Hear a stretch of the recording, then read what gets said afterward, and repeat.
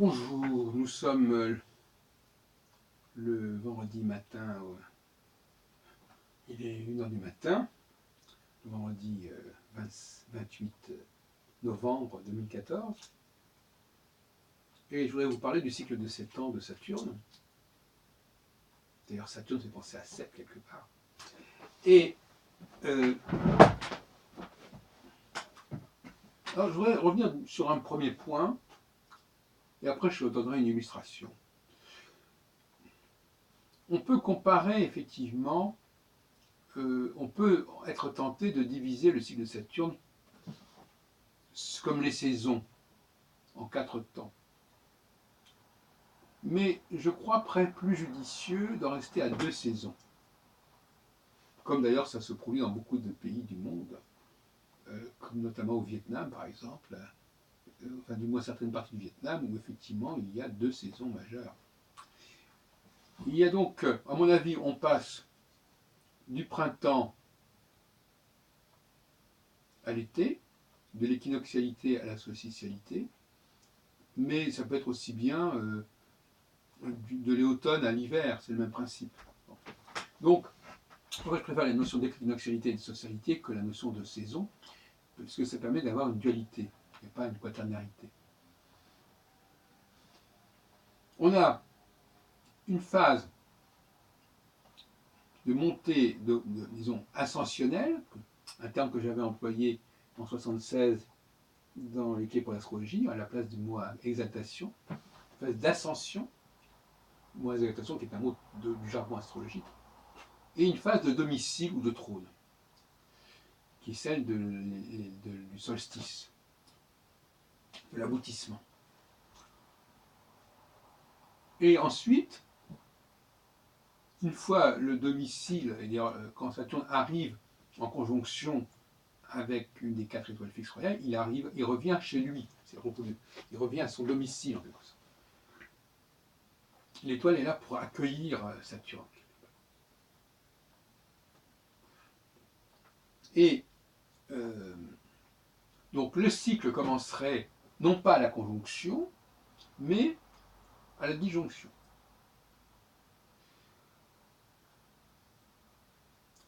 Le cycle serait un aboutissement, la conjonction serait un aboutissement d'un processus. J'ai déjà d'ailleurs dit à plusieurs reprises, mais il y a eu des flottements dans ma pensée à ce sujet. Le cycle n'est pas le début, la conjonction n'est pas le début du cycle. Elle est le point culminant et le point d'orgue du cycle.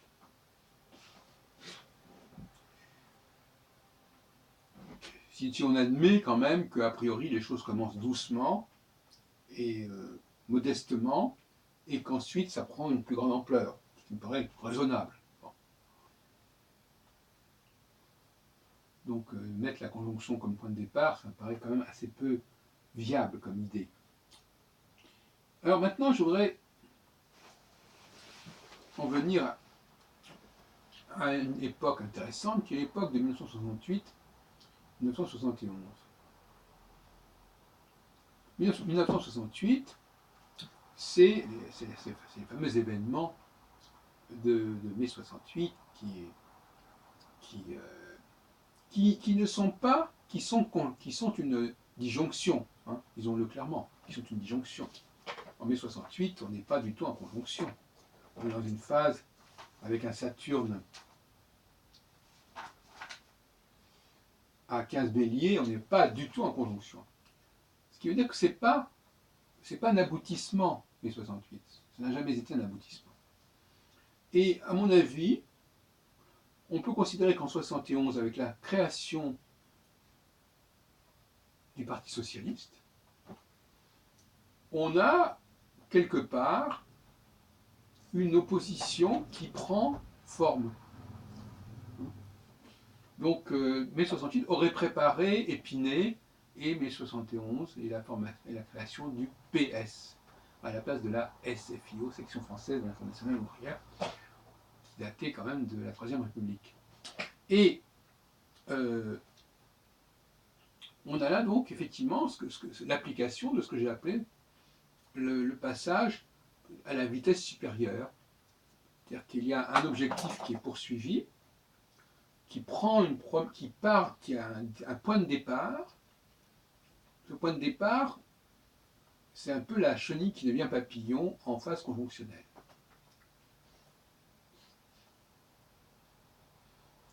Tout ce qui se passe normalement en phase conjonctionnelle a dû avoir été déjà préparé en phase disjonctionnelle. Ça, c'est une clé fondamentale pour la prévision. On ne démarre pas des choses à partir de zéro en phase conjonctionnelle.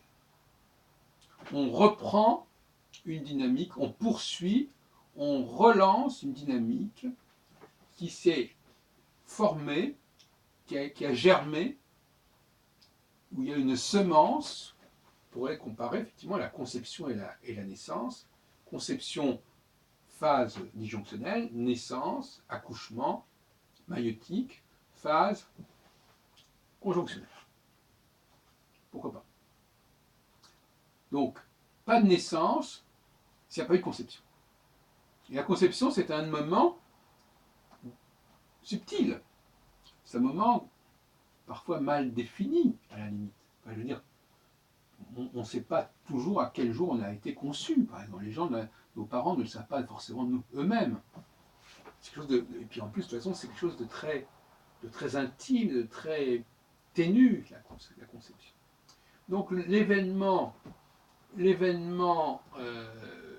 disjonctionnel, c'est certainement intéressant, mais c'est quelque chose qui est de l'ordre de la promesse, qui est de l'ordre de l'espérance, mais qui est quelque part de l'ordre de l'ébauche, de l'inachevé.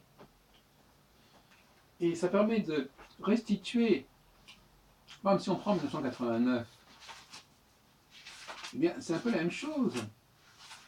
1989, décembre 1989, se déroule avec Saturne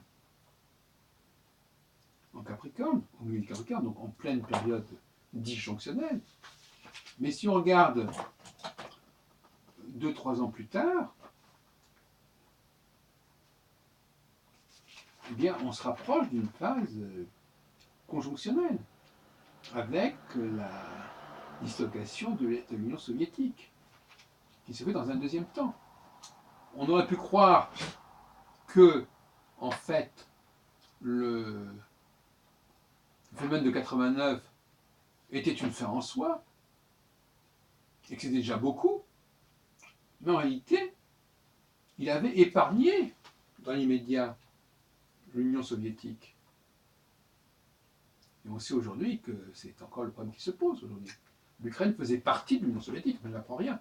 La Biélorussie, la Géorgie faisait partie de l'Union soviétique, était une des républiques de l'Union soviétique, de l'Union des républiques socialistes soviétiques. Donc là encore, il y a un suivi, si vous voulez, quelque part. Hein. Il y a un suivi de quelque chose qu'il ne faut pas prendre comme, comment dirais-je, comme une fin en soi, comme un événement qui se suffit à lui-même. Non, c'est quelque chose qui amorce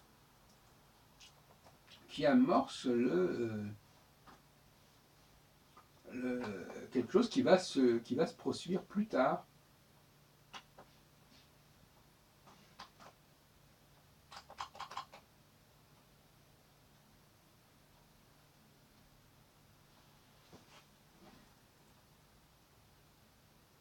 On nous dit que la dissolution de l'Union soviétique est de décembre 91.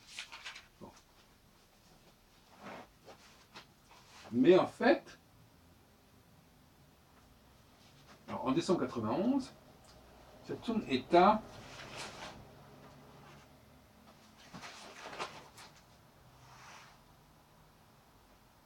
Verseau, mais c'est pas encore on n'est pas encore complètement en phase conjonctionnelle. Donc probablement la dislocation s'est faite progressivement et il y a eu ensuite d'autres effets qu'il faudrait étudier de plus près. Alors il faut voir comment ça s'est passé en 92, parce qu'en 92 justement, Saturne est plus en Verseau, et donc 92 serait... Donc ça c'est intéressant, voyez-vous. C'est-à-dire, ce qui est intéressant, c'est de faire des hypothèses, voyez-vous, en disant... C'est là que l'historien est intéressé, en disant, oui, bon d'accord, ça c'est ce que vous me dites, mais moi, dans mes calculs, j'ai autre chose, vérifier que cette autre chose n'est pas important.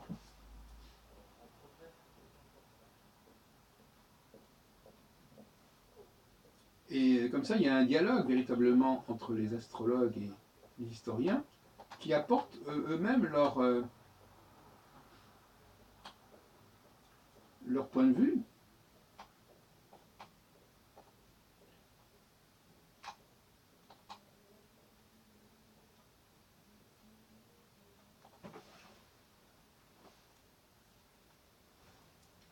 Bon, donc il faudrait voir, par exemple, si on va encore prendre un exemple comme ça un peu abstrait.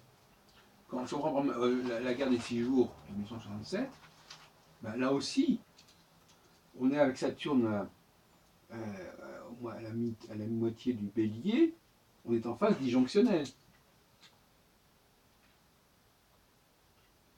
Mais donc finalement, il faut se demander, mais ça aboutit à quoi, cette phase disjonctionnelle? Quel a été le résultat à plus long terme? Il faudrait voir effectivement qu'est-ce qui s'est passé en 69, 70, notamment au niveau comment dirais-je,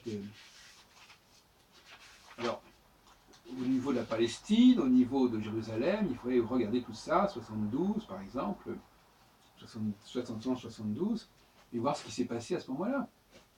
D'ailleurs, les événements que j'ai décrits tout à l'heure pour 68, 71 pour le Parti Socialiste, ben, parallèlement, vous avez la guerre de 6 jours et puis quelque chose d'autre qu'il faudrait voir, qui doit concerner, à mon avis, le destin des Palestiniens. Mais je n'ai pas les éléments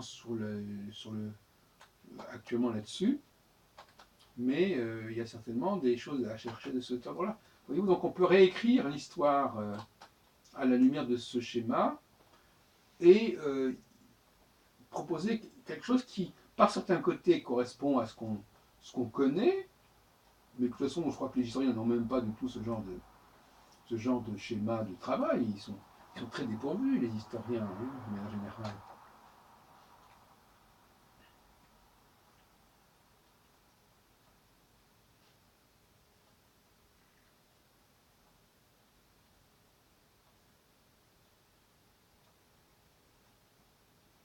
Je pense par exemple à Septembre Noir, mais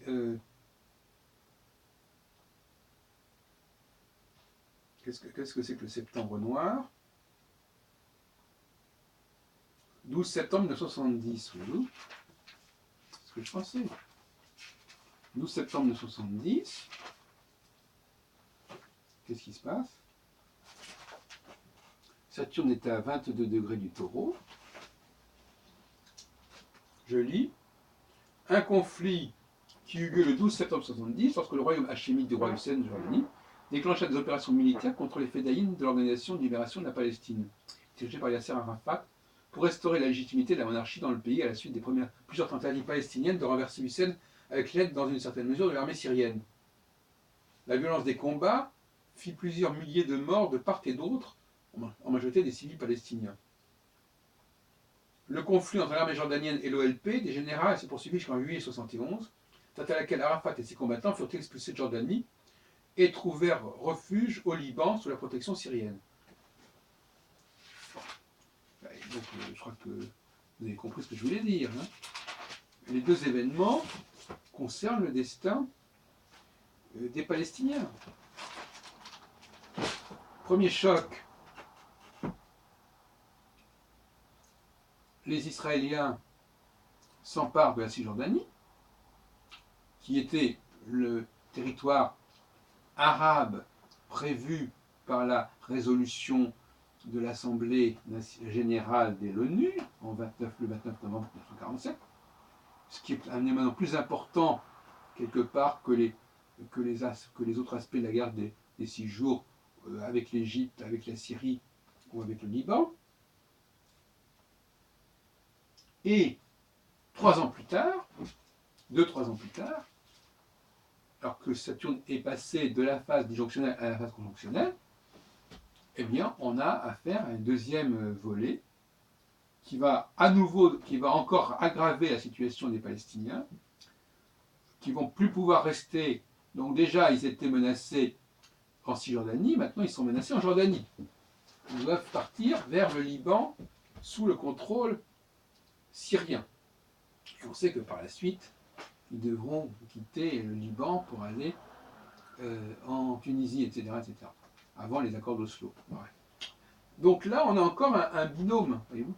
On a le binôme qui est tout à fait clair, annexion de la Cisjordanie, ce qu'on appelle les fameux territoires occupés, avec ce que ça implique, et puis Septembre Noir, où les Palestiniens sont rejetés, parce qu'ils avaient essayé de faire un coup d'État probablement contre le roi Hussein, puisqu'ils ont un problème extrêmement compliqué avec la Jordanie, les Palestiniens. Puisque quelque part, la Jordanie... il y a une très grande ambiguïté, parce qu'en fait, le territoire qui était promis aux Palestiniens en 1947, il a été confisqué par les Jordaniens, avec la complicité plus ou moins tacite des Israéliens, préféraient avoir la Jordanie en Cisjordanie, créant donc comme ça un État plus important, que d'avoir les populations palestiniennes. Et ce statu quo, il a duré quand même 20 ans. Et puis au bout de 20 ans, les Israéliens ont repris cette partie-là, qui faisait partie du mandat palestinien, comme d'ailleurs l'autre partie de la Jordanie, l'autre côté de la Jordanie, faisait également, initialement, dans les années 1901, partie du mandat des Britanniques sur la Palestine, je précise quand même. Bon. Ça avait déjà été une première partition, avant la deuxième partition, qui elle, eut lieu en 1947, enfin, sur le papier en tout cas. Voilà donc un certain nombre d'exemples intéressants. Donc voyez-vous la méthodologie. On prend un événement en phase disjonctionnelle et on le projette 3 ans plus tard, en gros, pour trouver un autre événement plus gros, en tout cas qui vient conclure, qui vient confirmer le premier événement. Donc il faut trouver toujours deux facteurs. J'ai toujours dit depuis très longtemps qu'une prévision astrologique se faisait en deux temps. Quand on dit à quelqu'un quelque chose, il y a 1, 2. 1, 2. Donc, deux facteurs. Alors, soit on connaît le premier facteur et on ignore le deuxième, c'est X, il faut le trouver. Soit on a le deuxième facteur, on ignore le premier, il faut le trouver, Y. Alors, parfois on a les deux qui se présentent, mais parfois on en a un sur les deux. Il faut remonter en arrière de 3 ans ou aller un peu plus loin sur 3 ans, et là on trouve. On est censé trouver.